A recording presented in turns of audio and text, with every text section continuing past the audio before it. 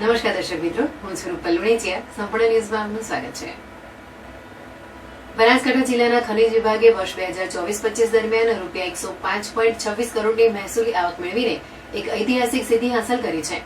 આ સકારાત્મક વલણ ચાલુ વર્ષે પણ યથાવત રાખીને વર્ષ 2025-26માં માત્ર 2 માસ એપ્રિલ અને મે દરમિયાન વિભાગે રૂપિયા 24.34 કરોડની આવક નોંધાવી છે, જે ગયા વર્ષની તુલનામાં રૂપિયા 8 કરોડથી વધુ છે. બનાસકાંઠા જિલ્લામાં કુલ 427 ખનીજ ક્વોરીઓ લીઝ કાર્યરત છે અને માર્બલ, બિલ્ડિંગ સ્ટોન, રેતી, ગ્રેનાઇટ જેવા વિવિધ ખનીજનો ભંડાર ધરાવે છે. આ વિભાગ દ્વારા મે મહિનામાં ખનીજ ચોરી સામે કરેલી કાર્યવાહીમાં કુલ 119 કેસ નોંધાતા રૂપિયા 2.21 કરોડનો દંડ વસૂલવામાં આવ્યો હતો.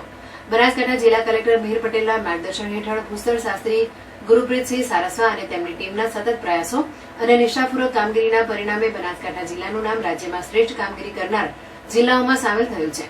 તેમણે જણાવ્યું કે ખનીજ ચોરી અટકાવવા માટે ટીમ દ્વારા ખાનગી રાહે ચેકિંગ હાથ ધરવામાં આવે છે. જિલ્લામાં ખનીજ ચોરી અટકાવવા માટે રાઉન્ડ ધ ક્લોક દેખરેખ ચાલુ રહેશે અને આવી કાર્યવાહી આગળ પણ આ રીતના કરવામાં આવશે તેમ તેમણે જણાવ્યું હતું.